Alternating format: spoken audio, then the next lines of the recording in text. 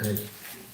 So the last thing that we learned, and so you're not going to understand what's going on at the beginning, so don't worry about it. And the last thing we learned was the Chiddush in Moshe bin Zan and Farnes es Amuna Atzma. That Moshe Rabbeinu nourishes the Amuna. It's not that Moshe Rabbeinu nourishes us and brings the Amuna into Pneumius. I mean, that's what happens. But the Pshat in the Raya Mahemna is that Moshe is Zan Farnes es Amuna. He nourishes the Amuna itself, which means what? What did that mean, Moshe? That he brings the Ar Amuna into Pneumius. Okay, Beseder, but that was our old shot, that he nourishes us with Amuna. But now the Rebbe said that what we saw on Thursday was that Moshe Rabbeinu nourishes our Amuna. What does that mean? How does he nourish the Amuna, so to speak? By bringing about a situation that the Amuna is me atzmus and nefesh. The Rebbe doesn't use those words chayim yechida, right? Yeah. Right. So when he says, let's find it in the Mimer. Yeah. On page Kuf Lamed Gimel 1, 2, 3, 4, 5, 6, 7, 8 lines down, 7 lines down. She'ikr with the different font. Which paragraph is it? Sorry, I just don't have the same. I always say Ois Vav. Iker, Alpi, Hanal, Yesh Lemer, She'ikr Inyan de Raya Mahemna, the essential reality of Raya Mahemna, the shepherd of faith, who Shezan Umfarnes es Amuna Atzma, that he nourishes the Amuna itself. What does that mean? She'amuna tia le'ra kameshehi mitzad giluyim, that the Amuna of the Yidden will not only be that as it is mitzad revealed reality, mitzad zeh, a function of the fact Sheneshama shelamayla roya elokus, that our neshama above sees elokus. Again, the Rebbe doesn't use these names of the neshama in the Maimer, but the level of chaya shebenefesh, the level of our neshama that's found in Eilam Atzilus. Well, we're down here in Eilam Hazeh, we're down here in the physical world, and 3 levels of our soul are clothed in our body. Those 3 levels are called nefesh, ruach, and neshama. Those 3 levels affect our conscious reality. The 4th level of neshama called chaya shebenefesh, which while you and I are down here, that part of our neshama is in Eilam Atzilus and sees elokus. So that could be a source, and it is a source of our amuna, of our belief down here in HaKadosh Baruch Hu. That being said, we said that was limited because it's based on an external event, so to speak, meaning we're seeing something. Right? So as powerful as that is, it's still not as powerful as the emunah that comes mitzad, and that's what the Rebbe says after the brackets. Ella, right? It's not coming from that level called mazli chazi. That's what we saw earlier in the Maimer. My mazel sees, meaning our neshama sees elokus in Eilam Atzilus, but I don't live in Eilam Atzilus, so that doesn't necessarily affect me. It could be makif, residual. Ella mitzad etzem in neshama. Then it comes from etzem in neshama, the essence of the soul. We saw this last time, but we have to see these 2 lines. But that which Moshe brings emunah into pnimius, b'das v'asoga, that which Moshe Rabbeinu is the one who makes us conscious of our connection to HaKadosh Baruch Hu and makes us conscious of our belief and faith in HaKadosh Baruch Hu. Because even though every single Jew is a ma'amin b'nei ma'aminim, he's someone who believes, who's the son of believers, that's true. But that might be what the Rebbe calls makif, might be something that doesn't penetrate into my conscious reality. There's all sorts of Jews walking around and don't have a conscious connection to HaKadosh Baruch Hu, even though they have an essential connection to HaKadosh Baruch Hu. Moshe Rabbeinu is the one who connects us to our etzem. And then the Rebbe says a very important thing again, the font is different. If the font is different in an edited Maimer, it means the Rebbe emphasized that word when they were editing it. And he gave the edited version into the Rebbe, so the Rebbe underlined it, he circled it, whatever. Who the fact that Moshe brings emunah into pnimius, b'das v'asoga, comprehension and internalization.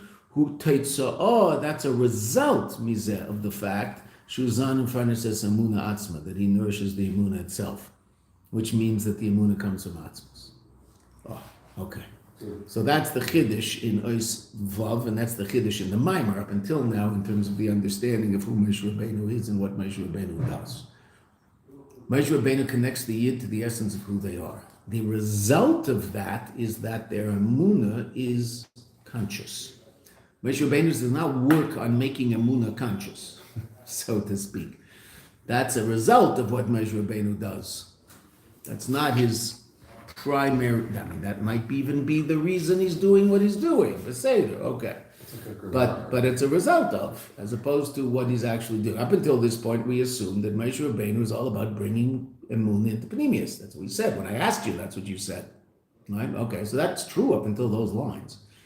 Moshe Rabbeinu is the one that somehow, we didn't know how, and that's the question that we were bothered by, and that's what the Rebbe is answering now. What does Moshe do such that we, by virtue of our relationship with Moshe, have some sort of conscious awareness of God's presence in our midst? What does he do? Abracadabra, right? Some magic. Okay, it could be he teaches us Torah, because one of the things we said about Moshe is he's mashpia das, right? As we said at the top of the place. Moshe is mashpia das lam Yisrael. Right? Moshe is the one who gives das. Again, what's das? That level of intellect that is responsible for intellect, my intellectual understanding becoming one with my conscious experience. That's das. Okay.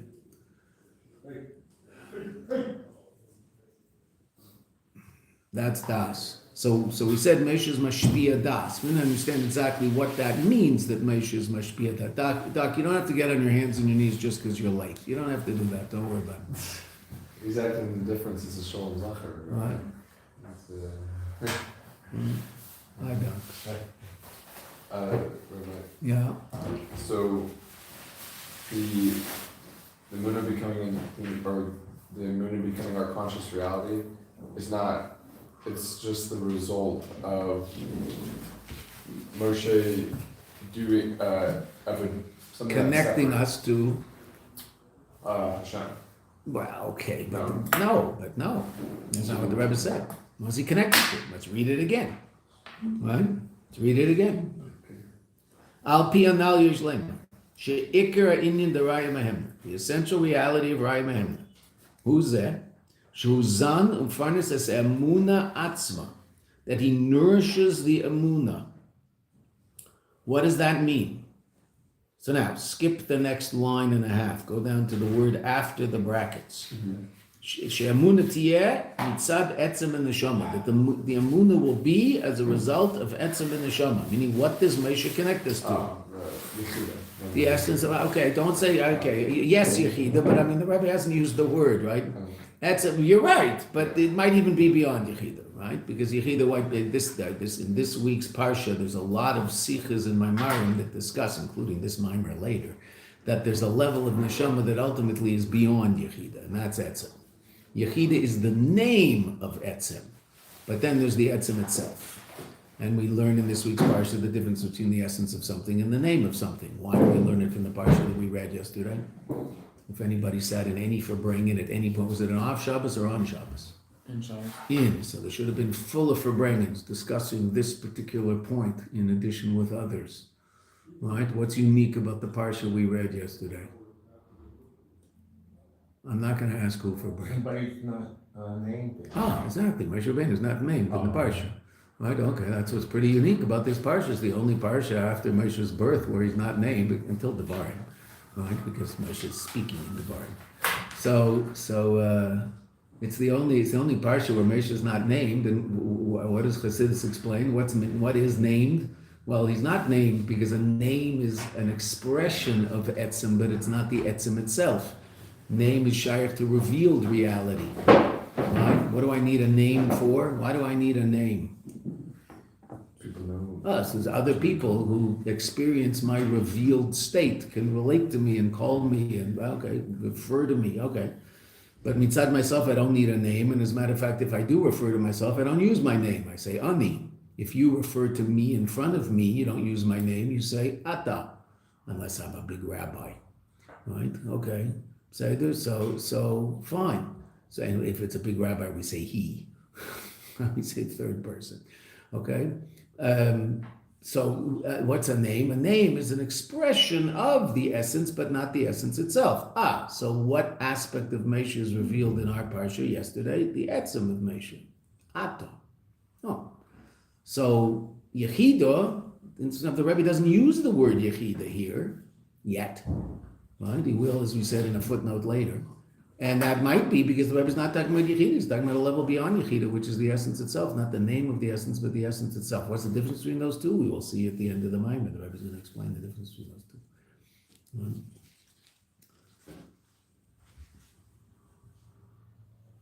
And the Rebbe said such an amazing thing. When is it that, why is it, one of the pshatim as to why Mesha is not mentioned in our parsha? What's one of the explanations, the most common? What did Mesha once say?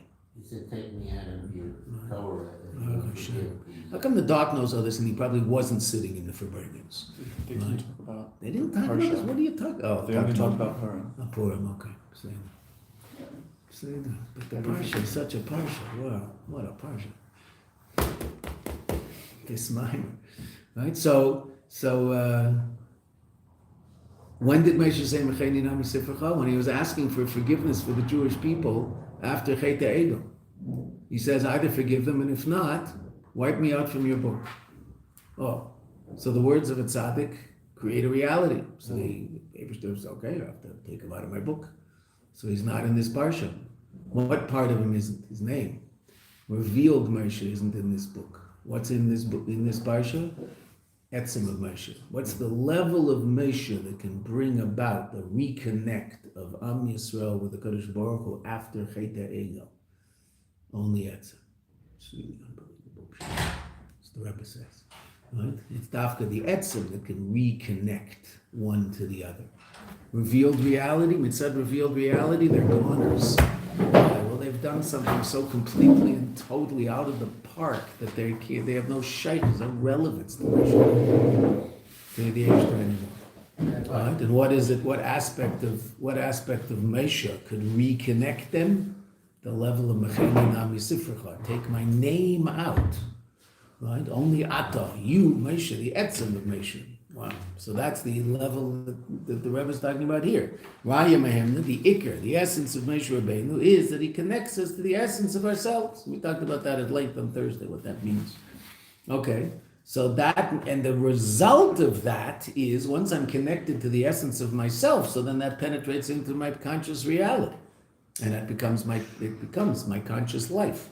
And that's based on what we saw earlier in Ois Hey, right? The three different, why it is that Dafka, the revelation of Etzem and the Neshama, is the truest source of Mesiras Nefesh, of self-sacrifice. Why? Because of those three different levels of the upper realms and the lower realms coming into contact one with the other. The first level, he's lavshus, right? When the light is diminished so that it can be clothed in a kli. So the advantage of that is the light and the kli are one. They're in a state of tremendous unity. They're not the same. They're in a state of tremendous unity. Okay? The disadvantage, the light has to be diminished in order to be clothed in the kli. Then the second level was makif, right? That the Or Sevev reveals itself. Infinite godly light reveals itself. What's the advantage of that level? Of that aspect of revelation? Brings the upper world. It's true. Yeah, it's not diminished. Right. The light is not diminished, right? What's the disadvantage? What happens to the lower world? Boom. It's bittul. Bittul, right? It can't exist in the state of that infinite godly light, so it's taken out of existence. Okay, that's the disadvantage. Then there's the third level, which contains both advantages. The revelation of Etzem. If the essence of you is revealed, if Mazli Chazli, if you're connected to Mazli Chazli, to that level of your neshama that's seeing Elokus in Eilam Atzilus, it means you're not in Eilam Hazli, you're in Eilam Atzilus. You're not down here. You've transcended physical reality and you're connected to a higher spiritual state. Okay, that's amazing and incredible. Okay, but there's no down here. Then I have to come back down here and somehow translate that, and that's going to be difficult. And that's going to be bringing that state into a conscious state where now I can translate that experience, that transcendent otherworldly experience, into everyday life down here. But that's going to require tzimtzum. I'm no longer experiencing the light in that powerful way anymore. Right? That's called Mitzvah B'Shavim. Okay. going and coming back. Okay, that's not our topic right now. Has a lot to do with Purim, but not now. Okay.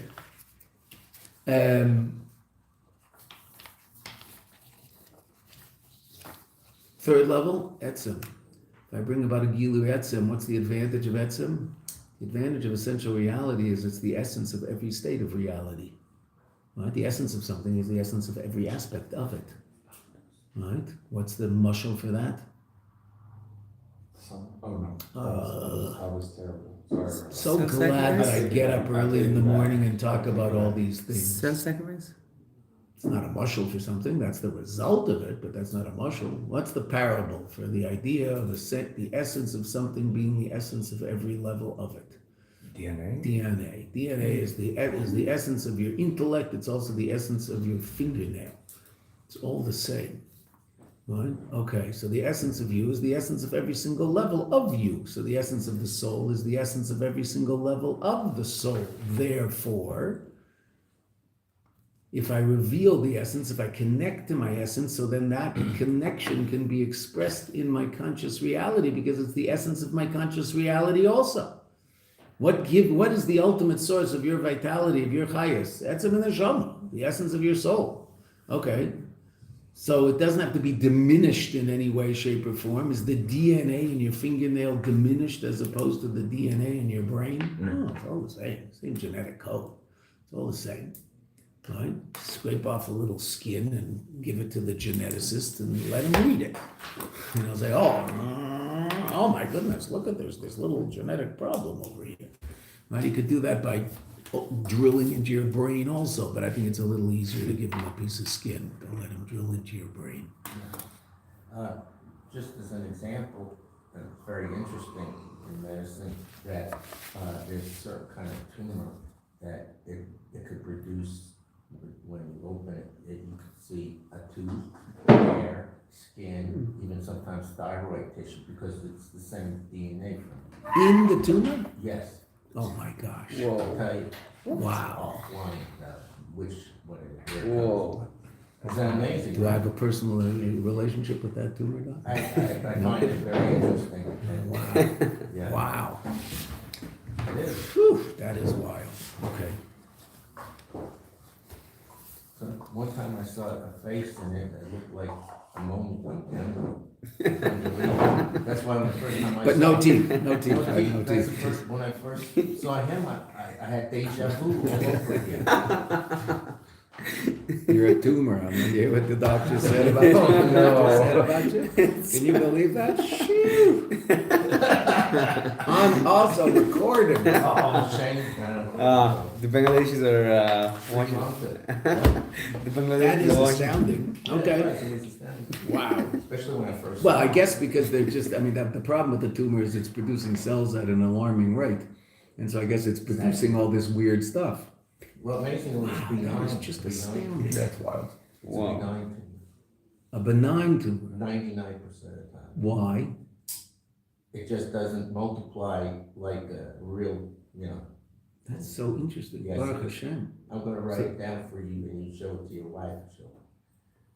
I'll tell her what I'm learning in yeshiva. Yes, it is, it's amazing. But it proves that What do you, I don't think you guys, I think I come here to teach, I come here to learn, and every now and then I try to teach something. But I'm not teaching anything because they can never answer my questions, so it's all just the bracha of a It's in the brain. because they never write anything down, and if you don't write it down, you don't remember it, that's what I It's in the say. brain there. That's what I say. What? It's in the brain there, and when they. It's in the brain, in 40 great, years- great, in great. 40 years. they- And I put on tefillin in my heart. You sure you don't want to put on? No, I put on tefillin in my heart every day. Oh, that's good. I get stuck in my heart also. Right? Someone said, I was in England, and you'll like this talk because Baruch Hashem, you're about stucker. That I was in England, and the Sefer Torah came out, and everybody was touching the Sefer Torah and kissing it. So the guy standing next to me said, it used to be that people kissed the Sefer Torah with their mouth, and they gave tzedakah with their hands. Now they kiss the Sefer Torah with their hands and they give tzedakah with their mouth. They say it, but they don't give it.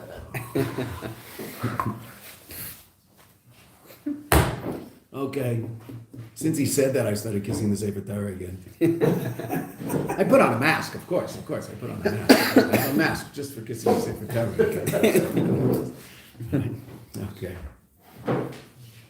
Okay. So Moshe Rabbeinu brings Etzem and Neshama into Panemius, and the result is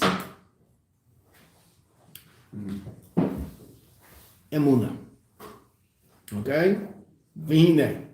Now, I mentioned at the beginning of class, I'm leaving about 10, 15 minutes early today because unfortunately I have to travel to Tzfas for a Levaya. And Rabbi Valshansky, the Rosh Yeshiva of the biggest yeshiva in the world, the biggest Lubavitch yeshiva in the world, he passed away on Shabbos. In Tzfas, the yeshiva of in Tzfas, he was the Rosh Yeshiva of 5 of our children. And so Rabbi Kaplan and I are driving up to the Levaya. Just tell you one quick Rabbi Volshansky story. Who was it? What's his name? Anyway, I forget. He's a famous mashpia now. He's an interesting guy. He's a young 16-year-old from Paris who was from a sort of Mizrahi family in Paris. And he got into Chabad Chassidus himself, and at some point he told his father that he wants to go to yeshiva in Eretz Yisrael. So his father wasn't so happy, but okay, his father is from Jews, father, and he said, okay, you want to go to yeshiva in Eretz Yisrael? Aren't there yeshivas in France, right? Okay. Well, no, but he wanted to go to Eretz Yisrael. So as a 15, 16-year-old, he got on the plane. He went to Eretz Yisrael. On the plane, he's wondering, like, what am I doing to what am I doing to myself? I'm going to all far away from home, and why am I doing this? And okay, he's having doubts about the whole thing, which is reasonable at that point. He's a little nervous. Gets to the yeshiva. Now, the Gashmis in yeshiva, to this day, I mean, Baruch Hashem, they're fixing the dorms. They've been working on the dorms. They own a hotel in Tzfas that's about a block away from the Zal in the yeshiva, and that hotel they've been renovating the last few years. But I mean, the hotel they bought, a hotel was called Hotel Rakefet. My name for hotel, but if you take out the kuf, it's Refet. Refet is where you keep cattle, right? So the students always used to call it Hotel Refet, right? It was, I mean, when my sons were there, this is Tzfas in the winter when my sons were there, so it was touch and go whether your window was there.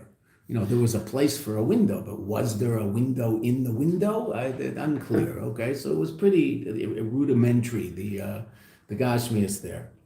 So this young man got to the yeshiva, and he got his dorm room, and somehow he didn't have everything he needed, and he didn't sleep so well. And he got the Zal the next morning, and right now there's a few hunters. Now there's probably 400 or 500 Bochum in the yeshiva. In those days, maybe 350, 4, whatever. So Rabbi Volshansky saw him, and he's in Shiur Aleph, right? He's in grade 1 in the yeshiva. It's for 15, 16, 17-year-olds, 16, 17, 18, those years. So he went up to him, Shalom Aleichem, did you sleep well?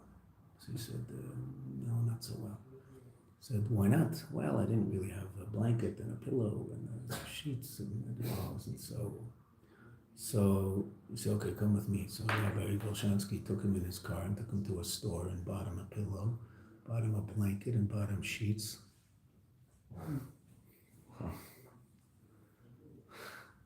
Took him home, cooked him breakfast, and then sent him back to yeshiva. Wow. Said, have success. That's Rabbi Volshansky. Wow. Unbelievable guy. Story of 2 Bochurim who were not the most Chassidish Bochurim in the yeshiva.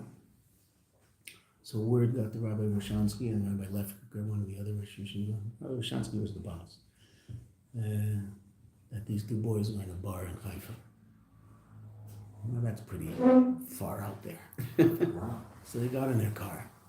They drove to Haifa. They walked into the bar. The 2 guys saw them. They freaked out. Said, come with us. Put them in the backseat of the car. Drove them back to Tzfas. Didn't say a word. Said, we'll see you in Chassidus tomorrow morning. They never missed again. Wow. It's the real thing. Wow. It's the real thing.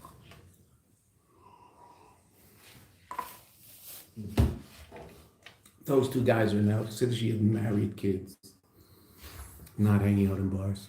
Is he related to the Wolshansky, who's I guess, the Rosh Yeshiva, or was Brothers. in Mars? Master, the brothers.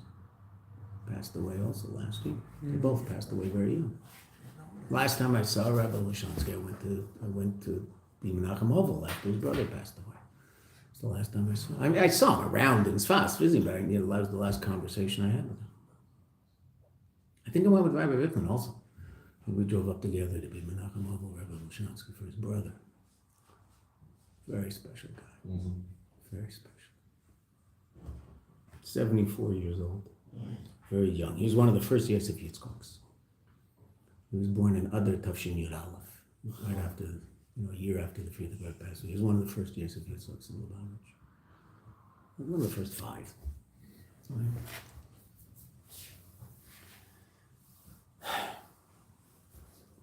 Let's go. Okay.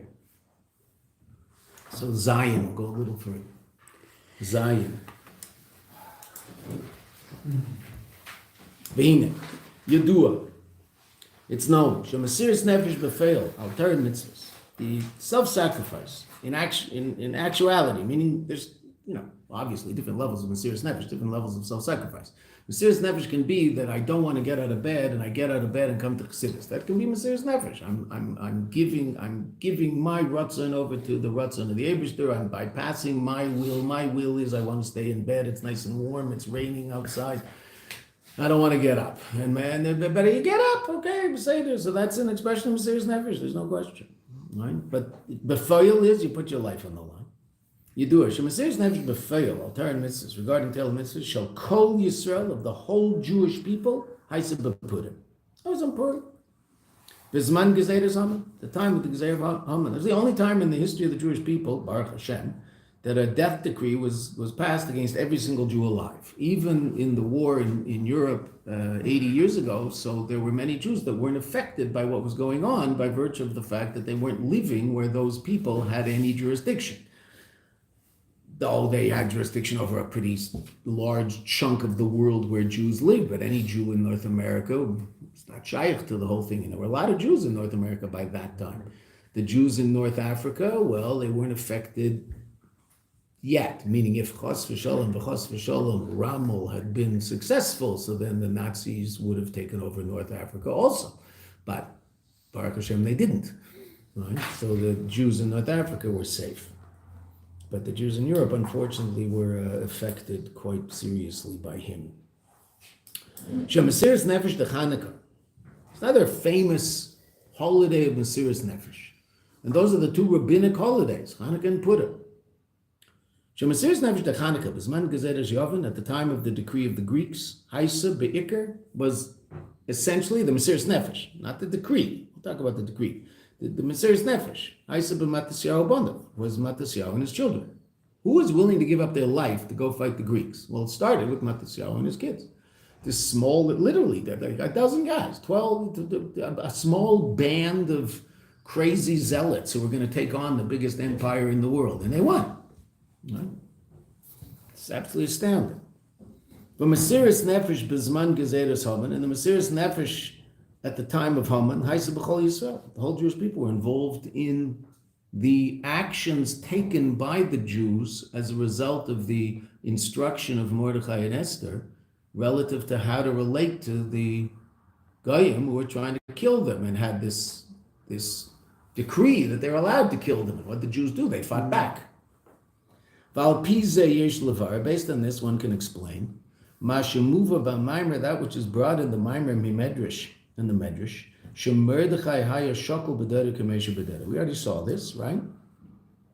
That Mordechai in his generation was equal to Moshe in his generation. The Hagam, that even though she's Pashtus the Moshe, that even though the expression of Moshe, who beholder, is in every generation has their expression of Moshe Rabbeinu, there's the Moshe of that generation, and yet Chazal single out Mordechai. In the Zayar Alpi Panemius, it just says there's an Ispashtus of Moshe B'chol Dara V'Dara in every single generation. It doesn't say who. right? So, some generations it's obvious, some generations it's not so obvious, but the Zohar doesn't talk about particular people. In Nigla, in the Medrash, so the Medrash does single out a particular person. Mordechai. Why Mordechai? I understand. What's wrong with Rabbi Akiva? Right? If whoever, pick someone. Right? Dagam she's Basush measure who bechol der Mikol Makom, nevertheless, Isa b'Medrash, the Medrash says Mordechai Dafka, specifically Mordechai, was equal in his generation, like Moshe in his generation. So you see where we are, fifth line in Zion. Read along, or you won't know what's going on. Fifth line. For Yesh Lemer, one could say, Shahamailers, one of the advantages to Mordechai Yehudi, of Mordechai the Yid, why is Mordechai singled out? Who Shehu Haya Haraya Mehemna, he was the shepherd of faith, Begilui, in a revealed way, Shal Kol Yisrael Shebeder, of all the Jews in his generation. I mean, it was absolutely clear at a certain point, in that point in history, that Mordechai was the single most important person, and people had to listen to Mordechai. Now, there were other pretty serious people around. Who else was around? We talked about this. Daniel? Was Daniel around with Mordechai? He might have been, but I'm not sure. Ezra and Nehemiah were. Ezra and Nehemiah were in Eretz Yisrael. They went to Eretz Yisrael to think about reestablishing because they were allowed to, right? The Persian king allowed the Yidden to move back to Eretz Yisrael. So Ezra and Nehemiah went, and one of the few people in the Anshe Knesset Gedolah, the leaders of the Jewish people at that time, one of the few people who did not go back was Mordechai.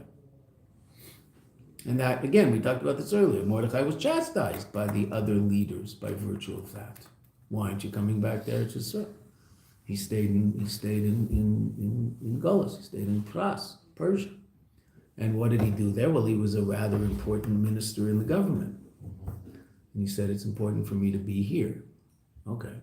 Is that like a tzaddik who stays in Brooklyn because the people are... Well, it was a little different to the extent that the people moving to Eretz Yisrael in those days were Ezra and Nehemiah, and it wasn't exactly David Ben Gurion. But okay, I mean, the Rebbe definitely says, when the Rebbe was asked by Arik Sharon, I thought this was an apocryphal story, but I asked Rabbi Groner, he said, no, it happened, it's true. Arik Sharon said to the Rebbe that in a Jewish army, the general leads the troops into battle. The Rebbe is the general. Why doesn't the Rebbe lead us into battle and come to Eretz Yisrael? And the Rebbe said, you're right. A general has to lead the troops into battle. And this is the part of the story that I didn't think was true, because the Rebbe doesn't usually express himself this way. But Rabbi Garner told me that it's true. The Rebbe said, but on a sinking ship, the captain has to go down last, and America's jewelry is sinking, and I have to be here. Which is interesting. Very interesting. I mean, the Rebbe talks about why Yaakov stayed in Mitzrayim, right? Yaakov's bones stayed why Yosef's bones stayed in Mitzrayim. Yosef stayed in Mitzrayim. Yaakov, they took straight to Eretz Yisrael right after he passed away, right? But Yosef, theoretically, they could have done the same to Yosef, right? No. Yosef had to stay with the Yidden in Golis in order to be their Kayach. Now, obviously, who does the Rebbe relate that to with a name like Yosef? The Rebbe talks about it all the time. Right?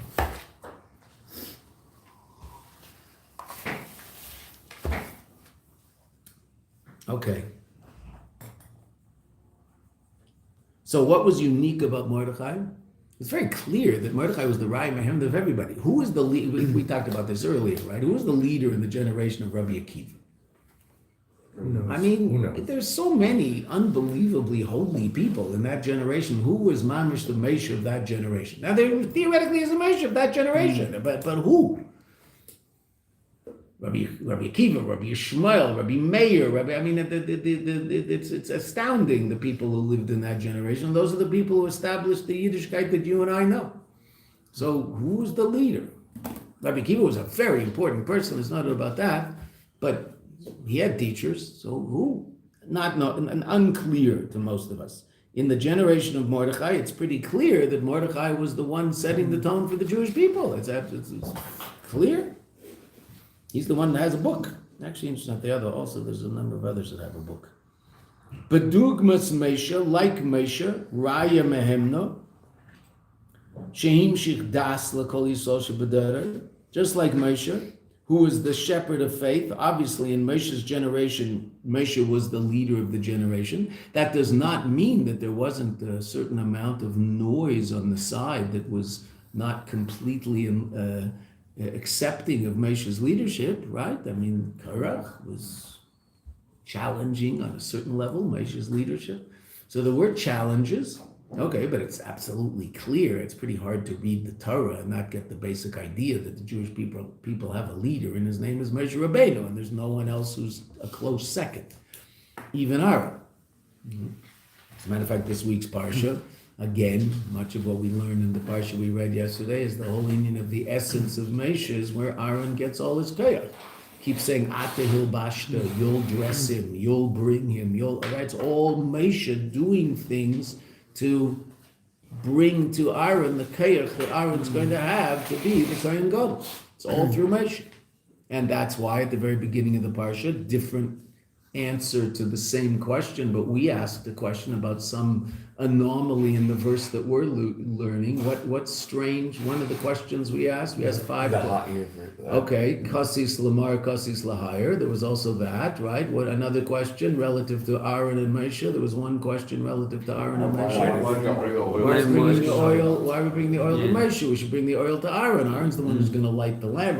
So you should command the Jewish people, right, to bring you, right? They'll bring to you they'll bring to you oil.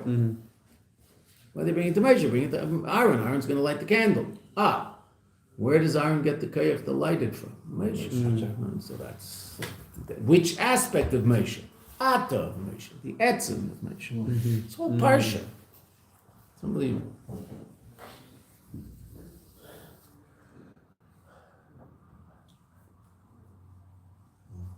What did Moshe do? Moshe brought all of the Jewish people to a state of incredibly powerful conscious awareness of godliness by connecting them to the essence of their soul. Now he had a lot of help from above. Moshe had a lot of props, but Moshe was the one doing it. It was all through Moshe. Kemuvan is also understood the regeneration of Moshe. All the people of his generation. Nikra, what are they called? By Chazal, Der Deya, the generation of Das. Moshe. He said Moshe was Mashpia Das. Internalization, right? Das is that power of intellect. It is all about internalizing that which you understand. Bina. Okay, making it one with you. Okay. Ella, Sheba Moshe Hayagilu Inyan Zeh. By Moshe, what was the revelation of the fact that he was the Raya Mehemna of the whole generation? Shehu Raya Mehemna de Kol Yisrael. What is it that brought about that revelation? Al Yadei Sheim Shich Das L'Kol Anshe Torah, that he drew down Das to be connected them to Elokus, which we said was a result of him connecting them to the essence of their soul, that their Amunah should be coming from the essence of their soul, not from any particular revelation above. But Mordechai, how is this all expressed in Mordechai? Hayagilui inyan zeh. The fact that Mordechai was clearly the leader of the generation, this was revealed al yadei shegila koyach hamesiras nefesh. That Mordechai revealed the power of self-sacrifice in all the people of his generation. And that's why we said that on a certain level, Mordechai was even more Moshe than Moshe, relative to the idea of Mesiras Nefesh. So Mordechai was even more Moshe than Moshe, because Moshe didn't bring the people to a state of Mesiras Nefesh. Why not? It wasn't necessary. No one was trying to kill us. Right?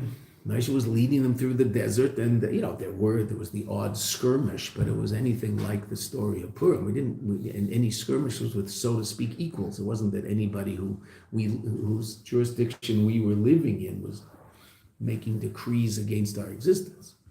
So Mordechai was the one who brought the people, as the prototype of the Raya Mehemna, bringing the Jewish people to a state of Mesiras Nefesh. That's Purim. Right. Moshe Das, just an existential reality of connecting to godliness consciously. Yeah. So is Mordecai just Mesiris Nefesh, or is he Das and Mesiris Nefesh? Is he like, or is it? Well, the das is being expressed through, I mean, the internalization is being expressed not so much through das, meaning an everyday, incredibly powerful consciousness of godliness, but rather through a tenuah of movement, the Mesiris Nefesh. It's two different things, right?